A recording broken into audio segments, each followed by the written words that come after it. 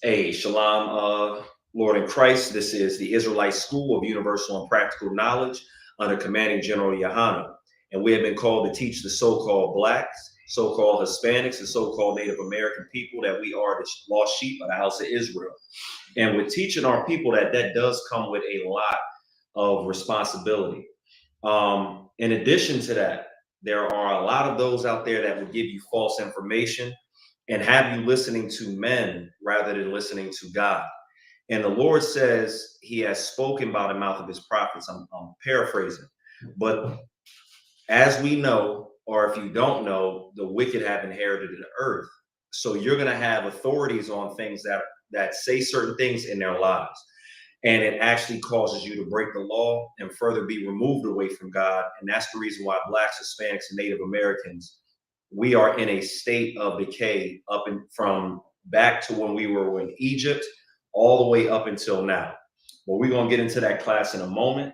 I'm going to just play a brief video for you. We did work through some technical difficulties. So Salaki if we have any problems, but we're going to get through it.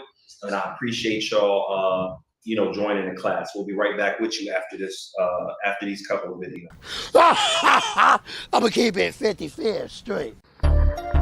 Shout out ISUPK.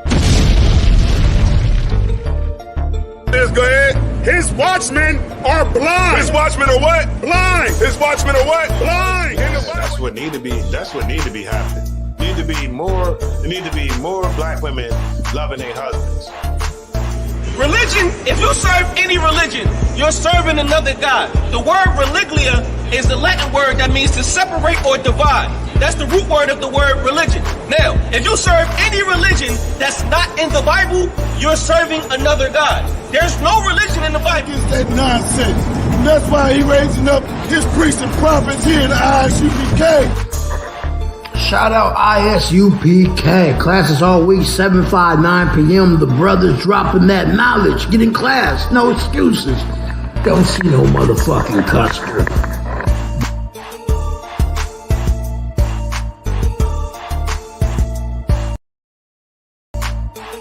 Always sip on my own. Don't need you all in my zone. Spend so much time alone while I'm riding trap on my chrome. Always sip on my own. Don't need you all in my zone. Spend so much time alone while I'm riding trap on my chrome. Been out of these streets, nigga trying to eat while I duck police. Own family stealing from me. I'm on the phone being to pray, but white Jesus can't save me. Get him away from me. I don't know what to say. So many niggas hating me. Get him away from me. Always sip on my own. Don't need you all in my zone. Spend so much time alone while I'm riding trap on my chrome. Always sip on my own. Don't need you all in my zone. Spend so much time alone while I'm riding trap on my chrome. Always sip on my own. Don't need you all in my zone. Spend so much time alone while I'm riding around with my chrome.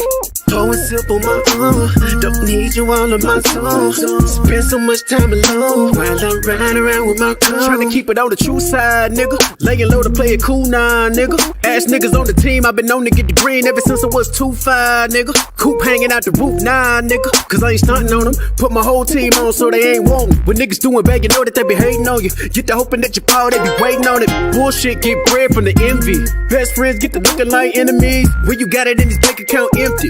Perfect recipe to brittle out of jealousy. Looking from a bird's eye view. Learn from everything I've been through. Told my baby girl, if you ain't spending life with the nigga, never let him put a dick up in you. Cause if a nigga wrong, I'ma check that shit. And when you paper long, never flex that shit. Told my son, when you getting money, never trick it to a bop and flip it over, then invest that shit. Give a lot of game, trying to bless my kid. Gotta keep it real, that's the best shit. Got hitters up in Philly, back in Texas. When I get up on the track, yeah, I wreck shit. Always sip on my own. Don't need you all in my zone. Spend so much time alone while I'm riding trap on my chrome. Always sip on my own. Don't need you all in my zone. Spend so much time alone while I'm riding trap on my chrome. Always sip on my own. Don't need you all in my zone. Spend so much time alone while I'm riding around with my chrome. Pour and sip on my own. Don't need you all of my soul. Spend so much time alone while I ride around with my comb.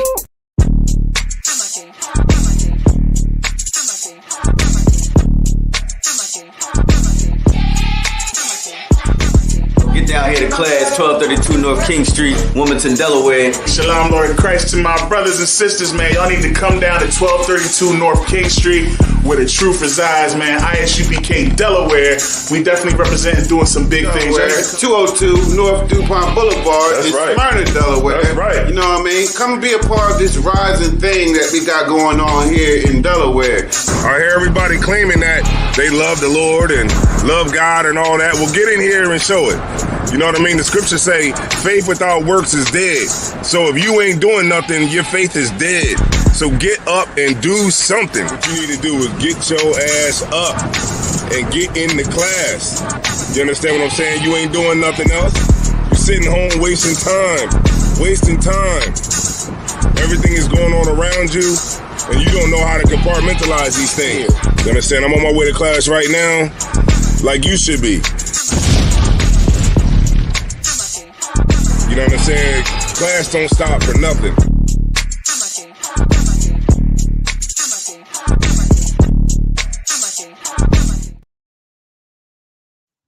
All right, so we back in the building with you. Again, this is ISUPK, started under commanding General Yohana, and we teach Blacks and Hispanics and Native Americans that we are the true children of Israel. And one thing I want brothers and sisters to know before I go into this lesson is that there are a lot of things that you're going to see and hear about, and mostly it's going to be about war. There's going to be a lot of misinformation, that you're seeing. I watched an interview with Tucker Carlson and Vladimir Putin, and it was, a little bit hard to watch at first if you don't like, people talking and translating, because of course, Vladimir Putin was not speaking Russian. He was, he wasn't speaking English. He was speaking Russian. Somebody was translating. So it was a little bit, hard to get used to, but there were things that he said, and then you notice the media, and this is going to tie into what we're talking about today as well, even though this is the law class. But as soon as he had the interview, you see a lot of people come out from news stations and media saying that he's not a journalist. And to me, and this is, not something that I can say concretely, but it more seemed like damage control, because on both sides, whether it be Russia, the United States, Israel, even Palestine, there are certain amounts of propaganda that are put out there. But let me get you a verse real quick. This is Matthew 24:6. And I'll go ahead and just read it, sir.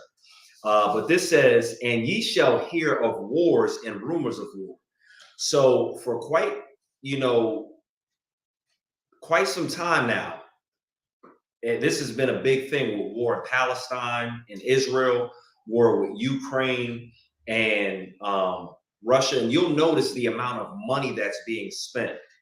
I just want to touch one more time on this because I spoke about this in my last class.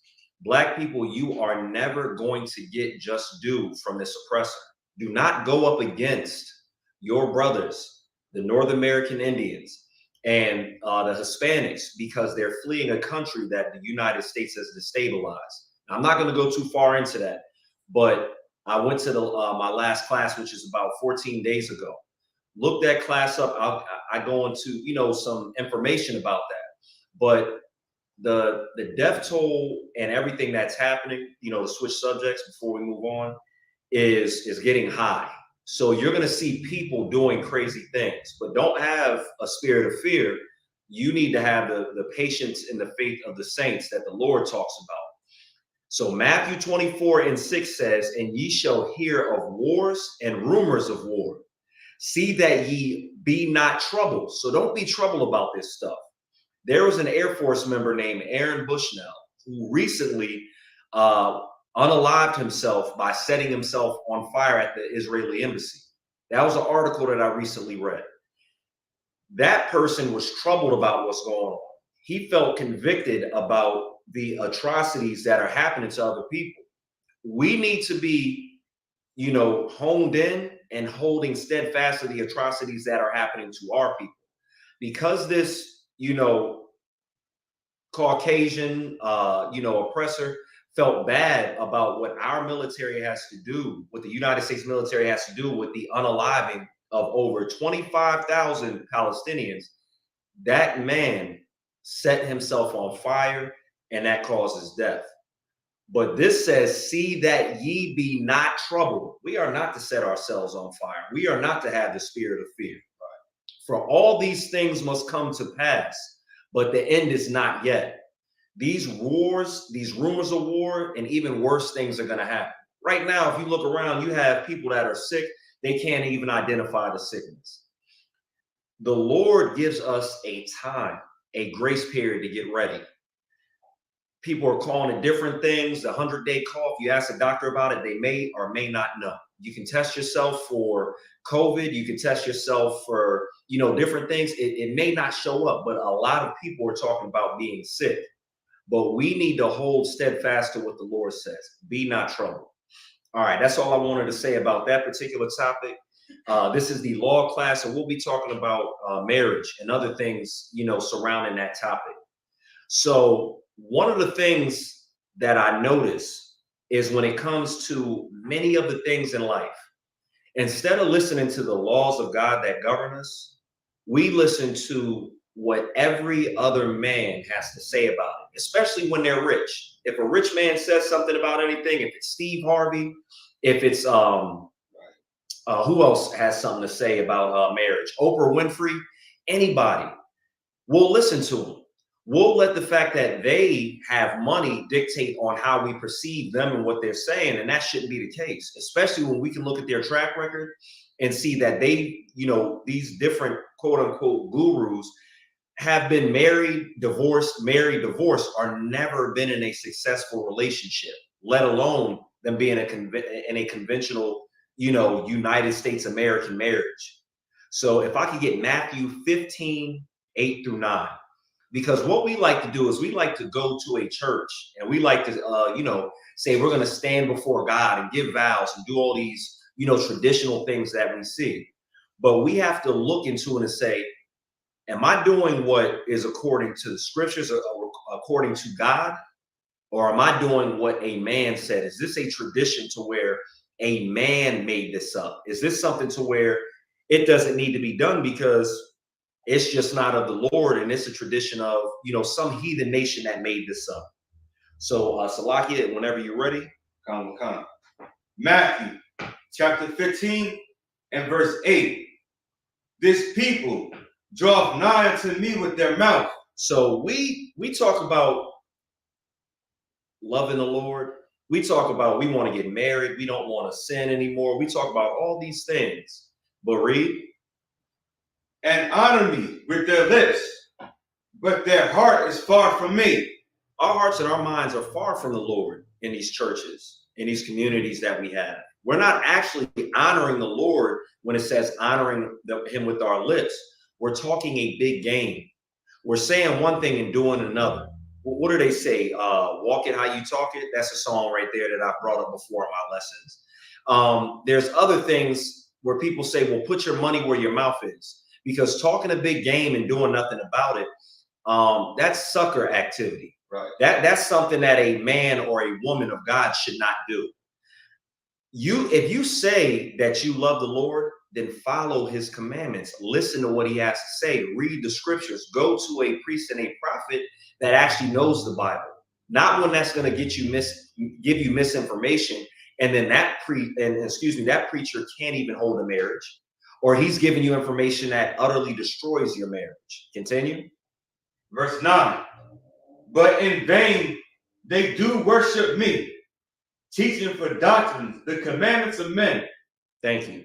So what I want to get to is the difference between the doctrines of men and the commandments of men and the actual commandments of God, because there's a difference in what man says and what we say.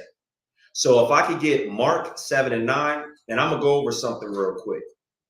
So let's talk about marriage. So when we talk or think about marriage, we think about the common traditions that we have in the United States, as far as being, you know, a Black or Hispanic or Native American here in the United States.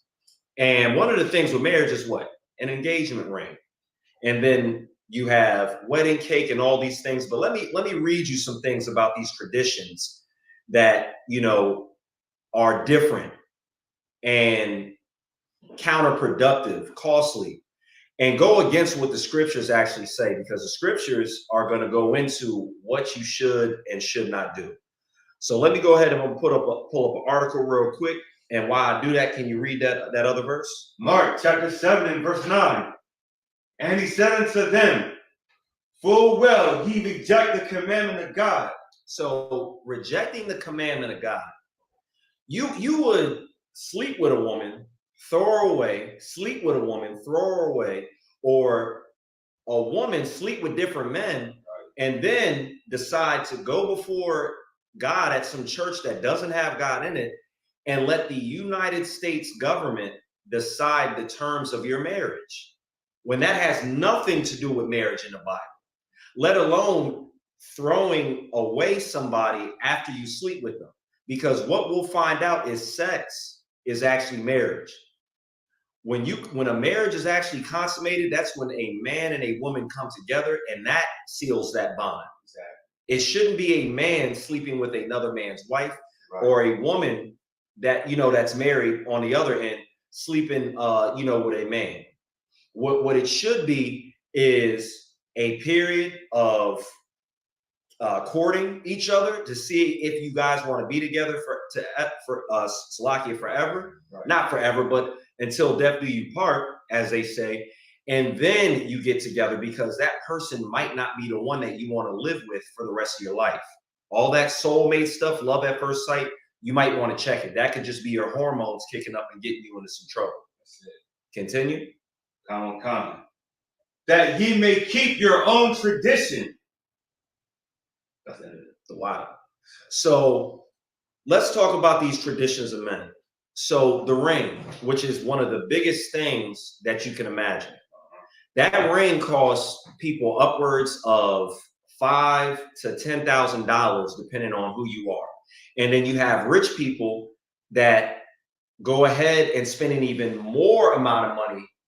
And then the people that are, you know, have a lesser income, they make that the goal of what they want to go to, and they overspend. But let's see where rings actually come from.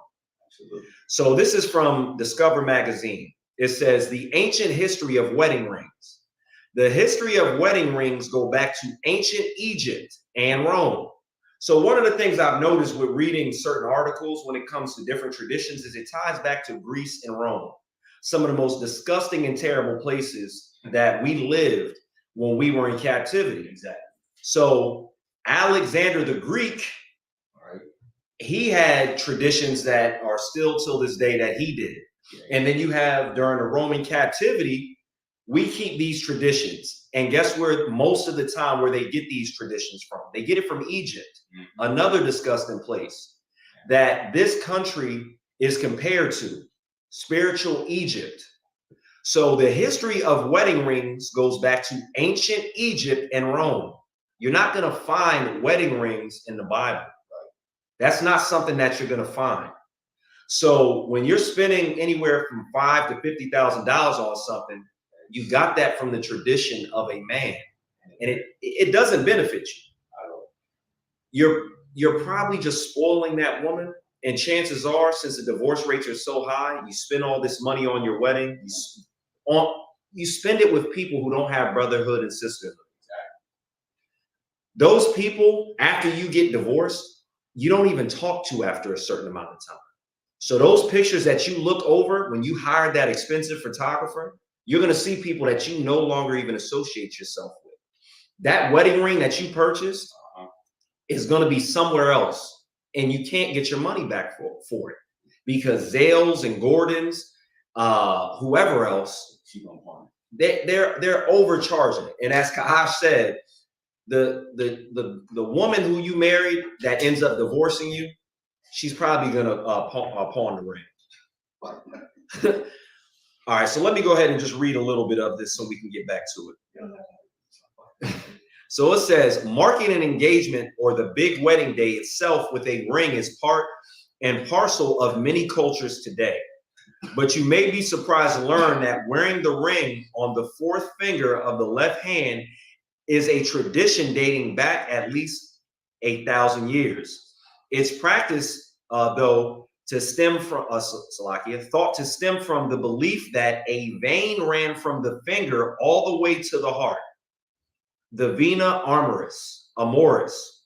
This idea is often attributed to ancient Egyptians. Are you hearing this? The reason why you wear a ring on your finger is because the vein runs from your finger to your heart on your forefinger. That's why you wear a ring. That's why you are putting a ring on there, because of something some stinking Egyptian came up with, and that it was stolen by the Greeks and the Romans. This idea is often attributed to ancient Egyptians, Greeks, and Romans, but the origins of the ring itself are obscure.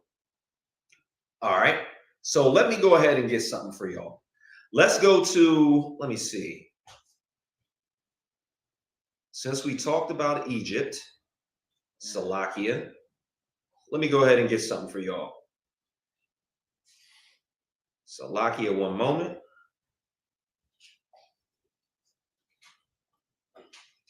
If I could, let me get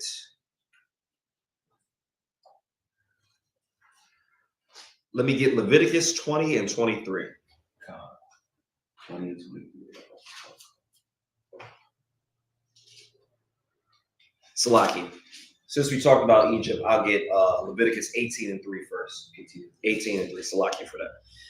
But we are going off the tradition of Egyptians and Romans and Greeks, people who defiled the Lord's people who polluted the Lord's heritage, people who have had an everlasting effect on us and have been an enemy to God since the Lord said it.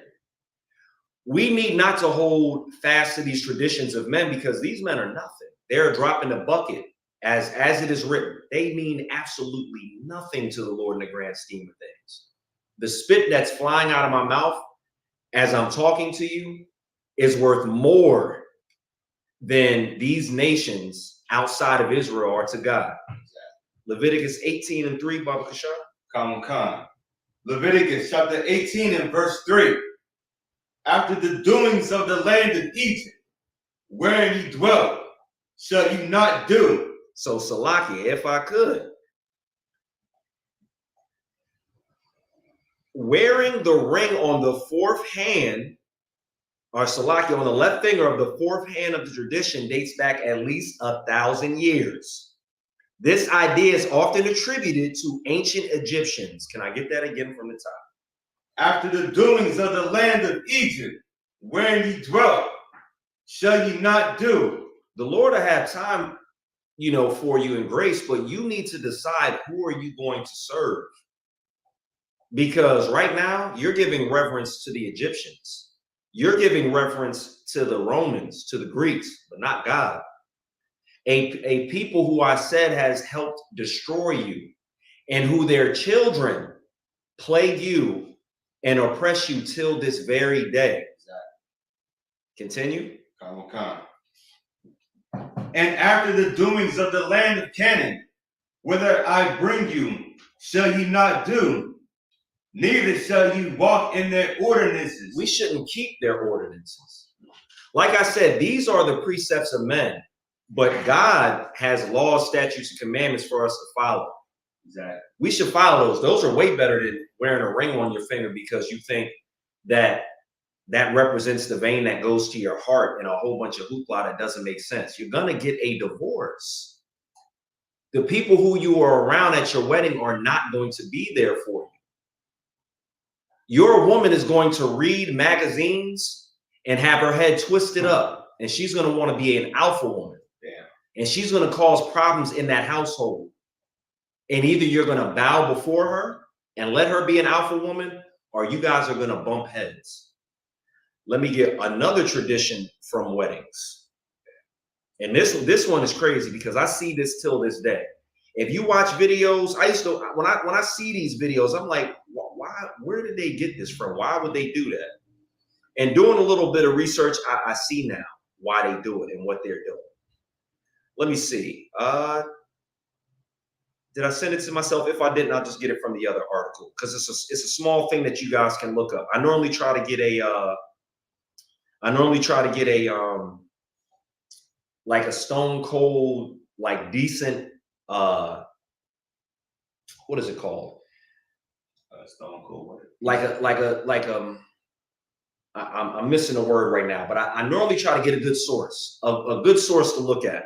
Now, I'll look at other sources that may or may not, have, good information. But I do like to, sift through the sources because some sources are just out of pocket and they're giving false information, sometimes on purpose. So this is the Reader's Digest. So a lot of these that I'll read for us are supposed to be reputable, sources. So this says the hidden secrets behind the history of wedding cakes. It says, let me see where I should start. Wedding cakes have their roots in ancient Rome.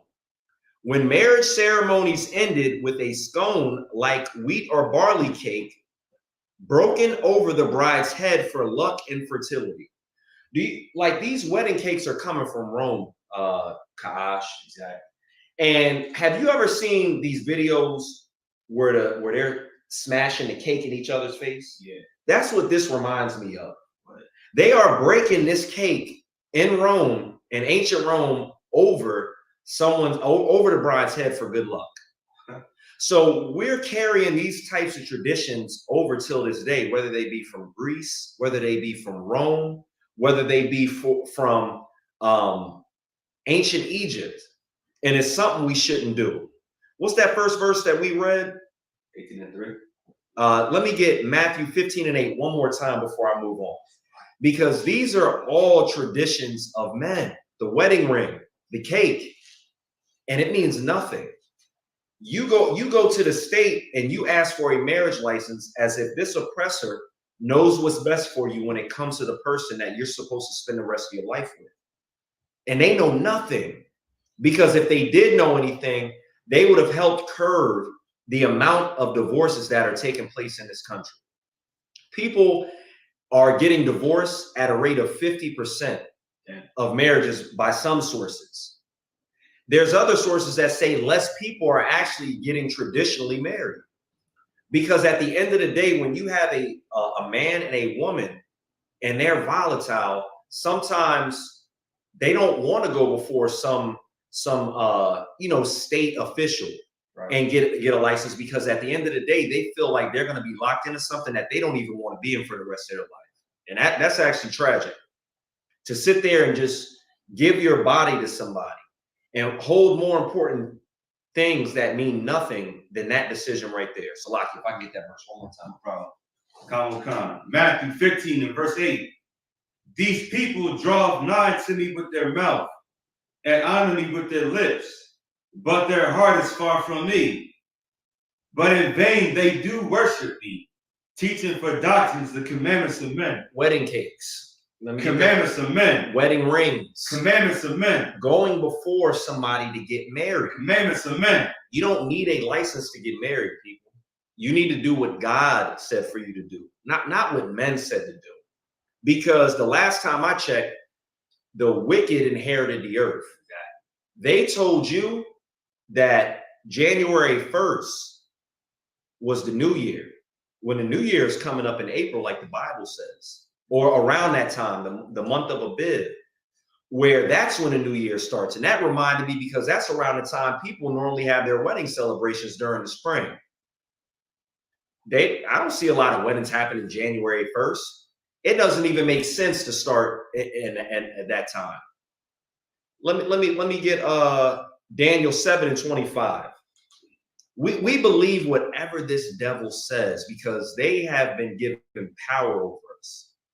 They have said so many things contrary to what God says, it just doesn't even make any sense. They say a man can get pregnant, They say a woman can be a man. A man can wear woman's clothing.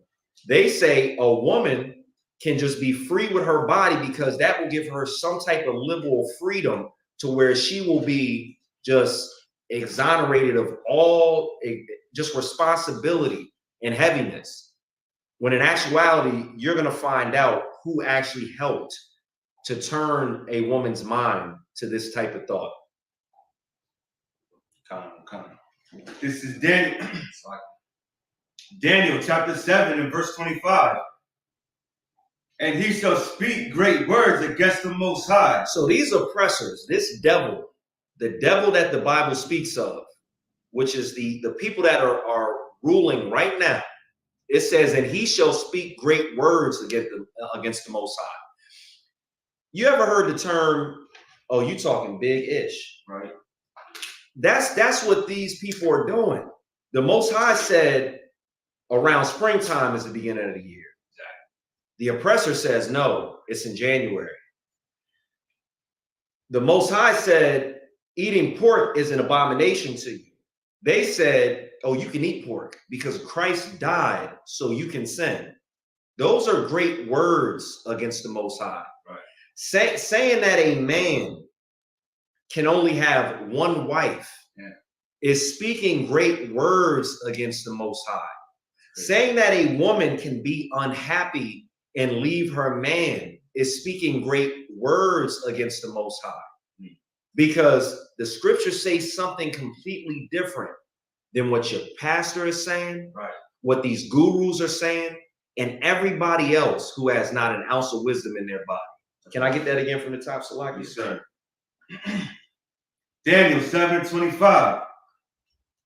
And he shall speak great words against the Most High, and shall wear out the saints of the Most High. He wore us out.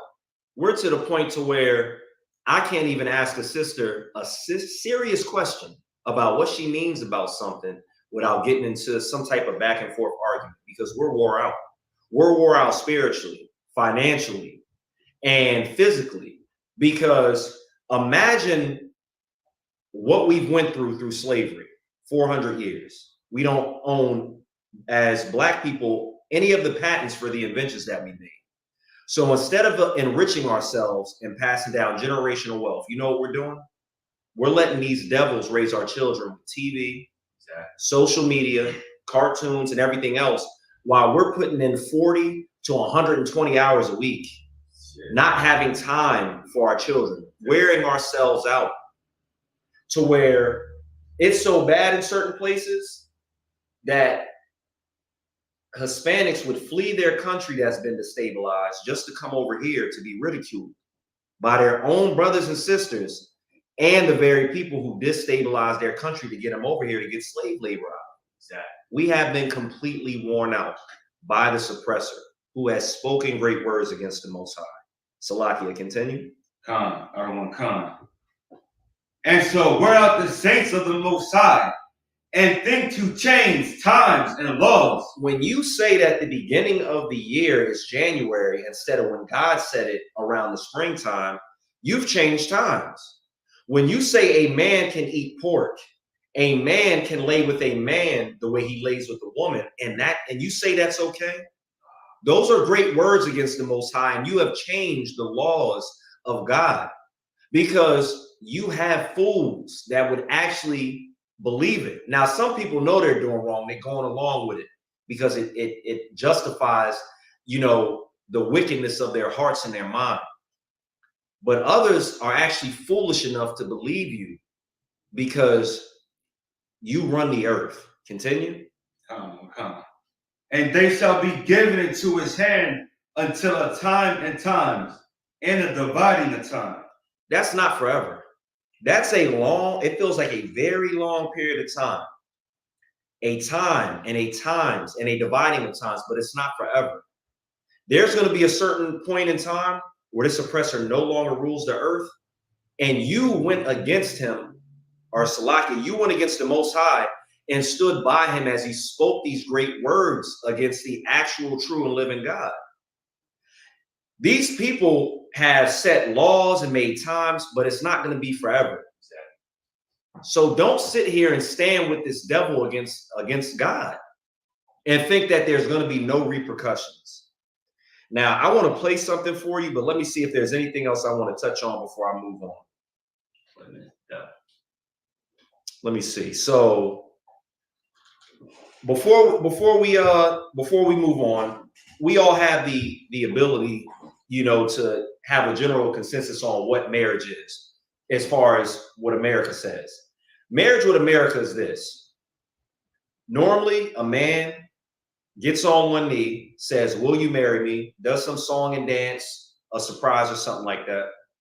There's an engagement ring put on the woman's finger that stems back from ancient Egypt and all that. Then there's a wedding ceremony with a cake. They're probably smashing each other's faces, that and forth. But in between that, they have to go and get a marriage license from the oppressor. Right. And that's what we had to do in slavery. In order for us to be legally married, we had to do that from slavery up until now. Let's get a definition or an example of marriage. This is Exodus 22:16. And let me see. Yeah, if you could read Exodus 22:16. Because let me see. Matter of fact, Salakia. Yeah. Genesis 24:67. That's one that gets right to it. Because we shouldn't listen again to what the oppressor's saying. We should listen to what God has to say. Who are we going to listen to? Men or God? God has the final say on every single thing. And most Christians like to quote that when something's going bad in their life and they get a diagnosis that they don't like, when they don't have the finances that they want, if they can't afford the house that they want. They'll say God has the final say, but not when it comes to the most important things. When God has given you the laws and statutes and commandments that you should be following. Right. When God lays down precept after precept after precept that is spoken by the mouth of his prophets. And then you just discount it and listen to what your oppressor has drilled into your head and your ancestors' head for 400 years. Yeah. Salaki, you got that for me? This is Genesis chapter 24 and verse 67. And Isaac brought her into his mother's tent and took Rebekah, and she became his wife. So let's see that part again. And did what with Rebekah? Took Rebekah. So when he took Rebekah, that means that he knew her. They had sex. And at that very moment, she became his wife. And he loved her. And Isaac was comforted after his mother's death. He didn't go to anybody else. He didn't go to the preacher. He didn't go to whatever oppressor was running, whatever lands around there, whatever nation was more powerful than him, and say, "Hey, I need a marriage license for Rebekah." He was in that tent. He got busy, and she became his wife. Did he get a ring for her? He did. Kash had an excellent question. Did he get a ring for her? No, he did not. Damn. What he did was, according to the scriptures, when you lay down with a woman, she becomes your wife. Now let's read something, because right now we have a lot of our women who have been tricked by the oppressor. So let me see if I can find this. Let me see. I shouldn't have left that article, but let me see if I can find it anyway. Believe I sent it to myself. All right, I did. All right. So I'm going to play this. I'll play it as loud as I can, and I'll stop and break it down. But pretty much what this is Cosmo. I believe the full magazine name is Cosmopolitan. She may say it in the video. But this is a writer for Cosmopolitan, an editor that wrote certain things. And it has completely warped the mind of men and women as we know it today. And at the time that some of these things were written, and I'll throw this out there, but this is not a fact, but this is opinion.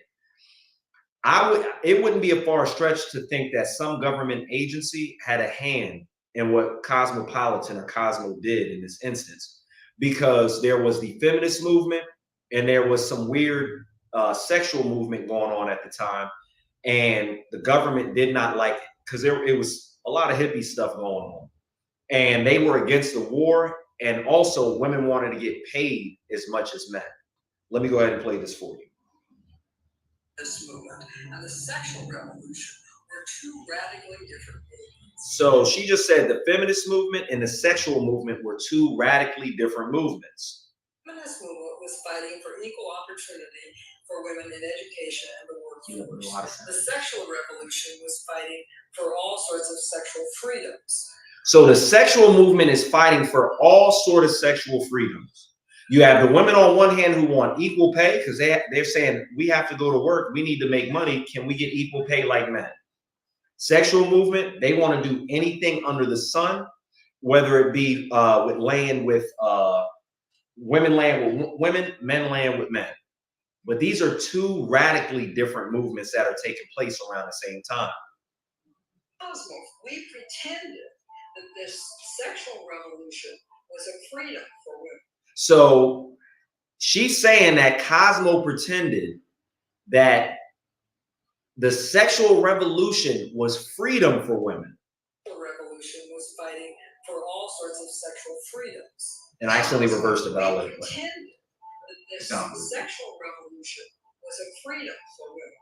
It actually was not. It was actually kind of a slavery. Did you hear what she just said, this writer? They made this up. So today when women think they are sexually liberated, today when women think that they should do a slut walk or that opening their quiver to every arrow that is shot their way and they think it's freedom, it's slavery. You're being subjected to whatever that man wants and whatever your feelings are, whatever your emotions are, whatever your body and your urges are. That's a sense of slavery, not being in control of something. You're going to let your instincts, your animal instincts that are far beneath you control you. That is a sense of slavery. Pretended it was freedom for women. And over time, as the sexual revolution and the women's movement got identified closer and closer together, a lot of women began to buy into that illusion. Y'all gonna have to excuse me. Y'all see me keep drinking this coffee after the slavery. Not that type of slavery with that sexual revolution. I'm talking about a different slavery. So Salakia.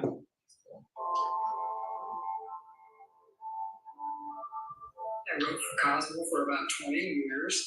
I came out of J School, University of Missouri School of Journalism. I was trained very well to be a good reporter, and then I immediately fell from grace and started writing lies for Cosmopolitan. So she was a good writer.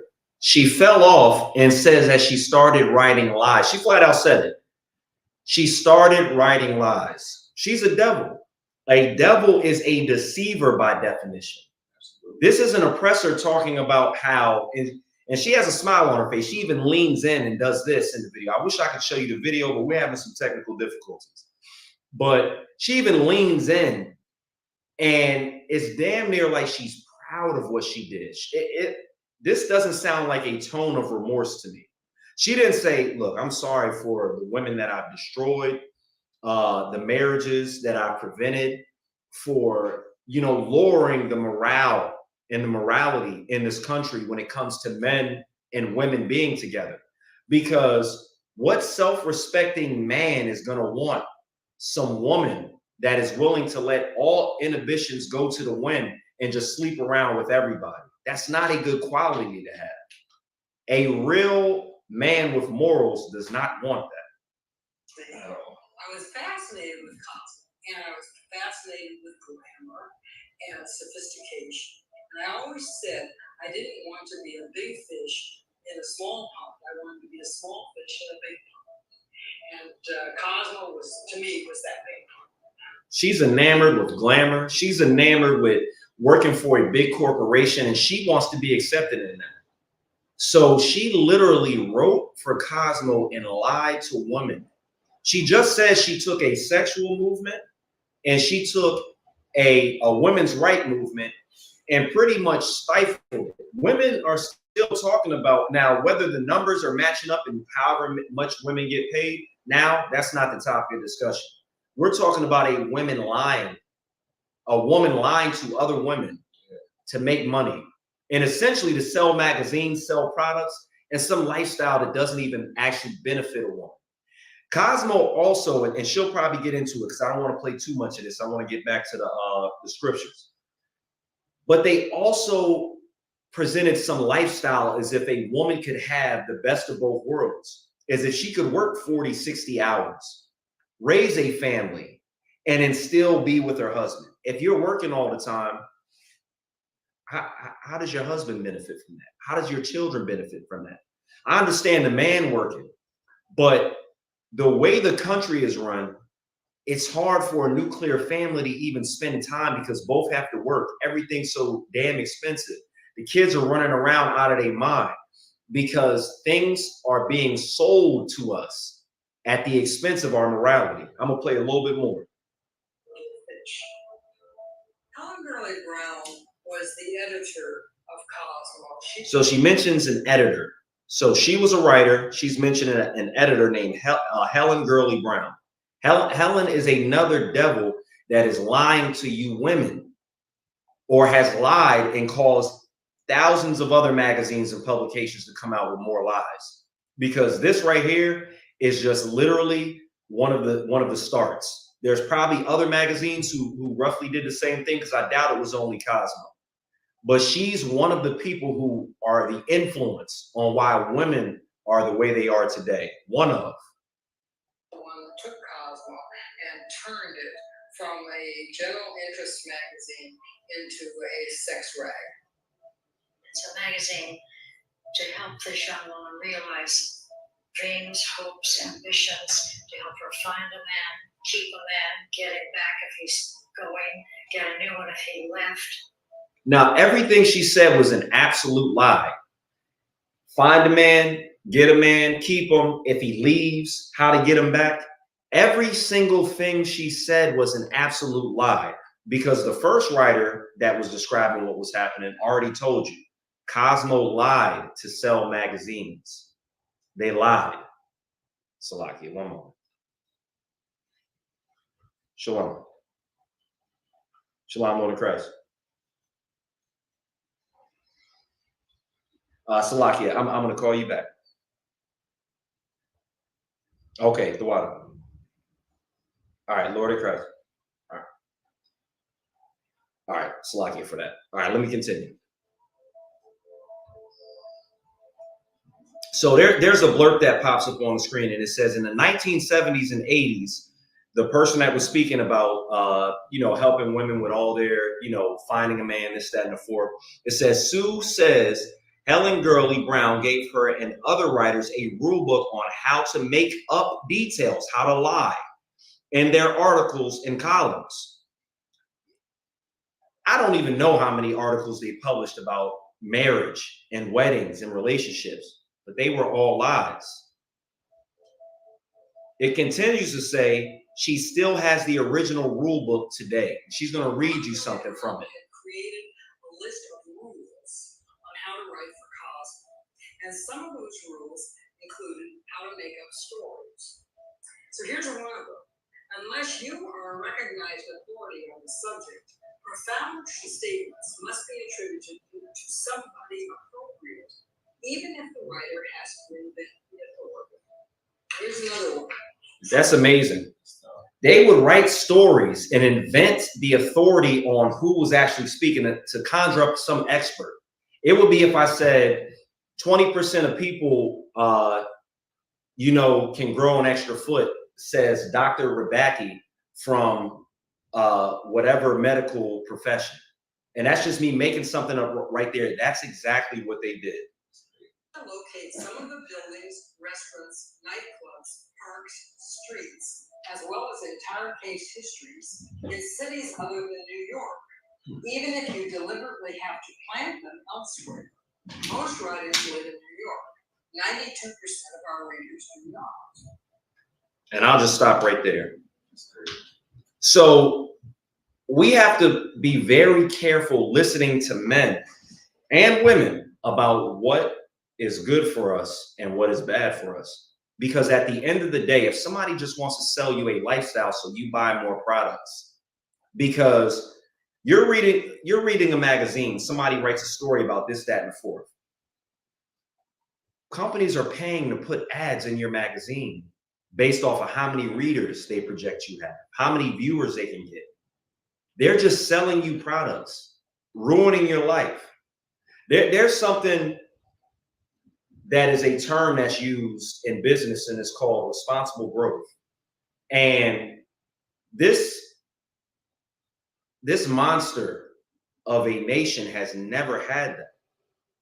They will spend endlessly on unnecessary war, unnecessary unaliving, but they don't have a dime for you or your family when it really counts.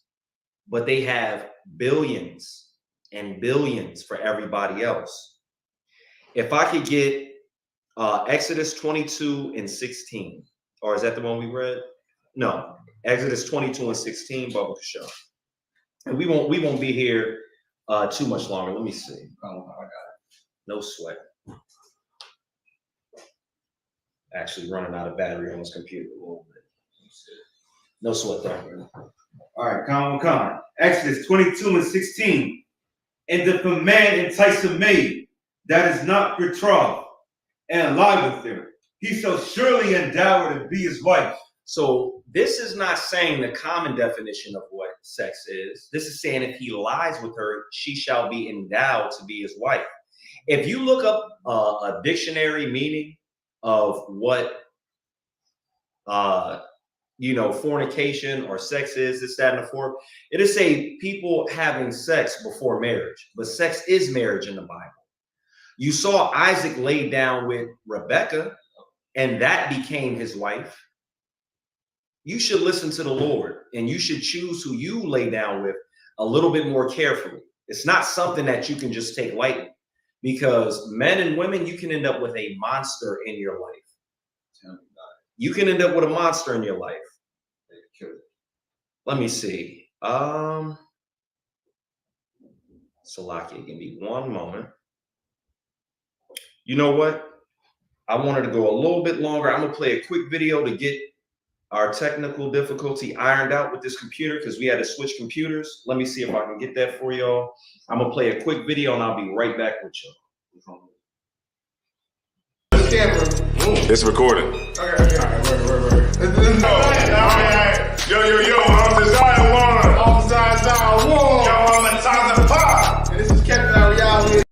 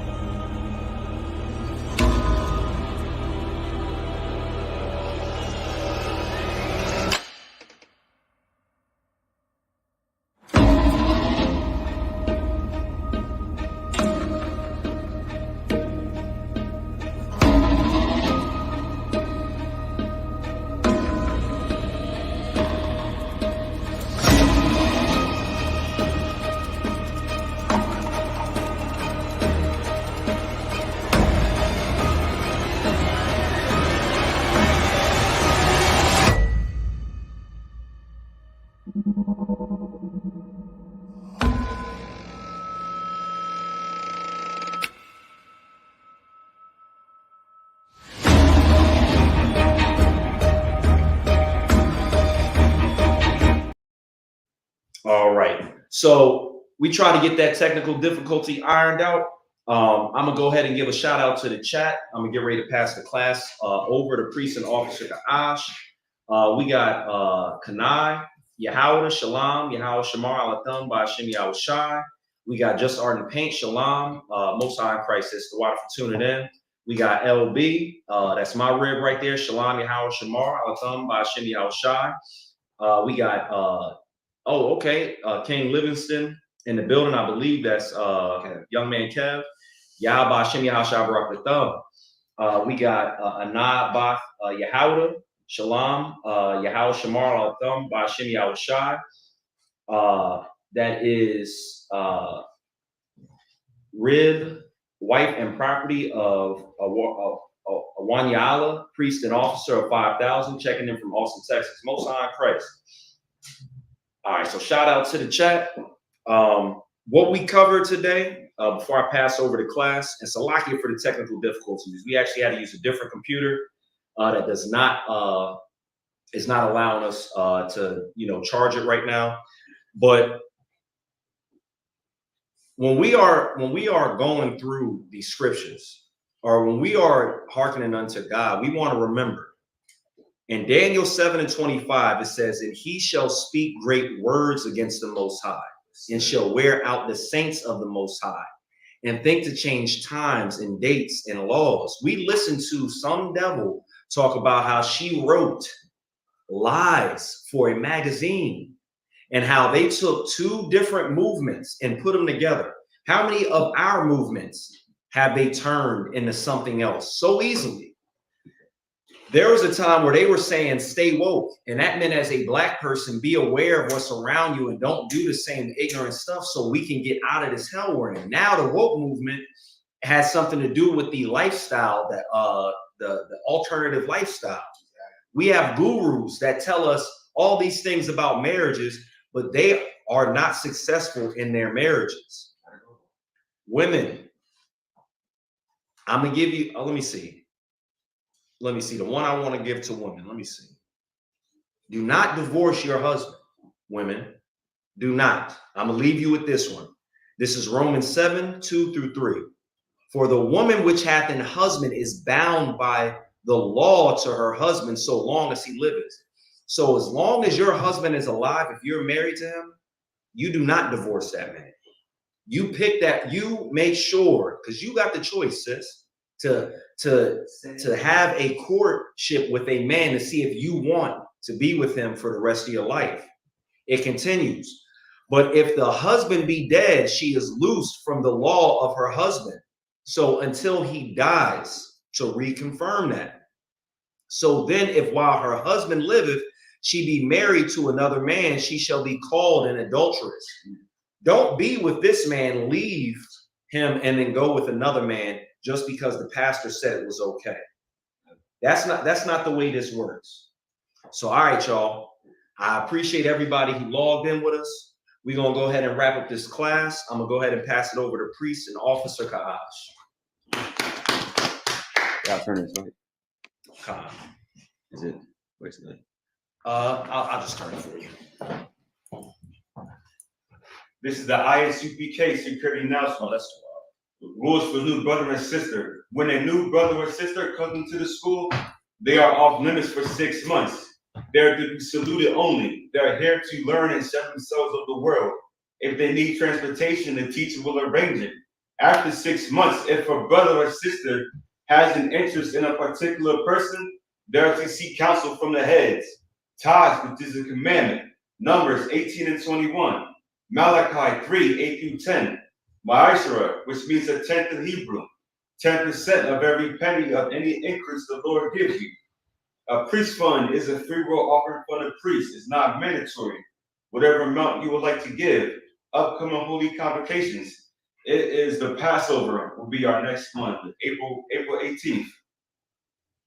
If any brother wants to be a trooper in the school, So like, I think it's April 20th. April 20th.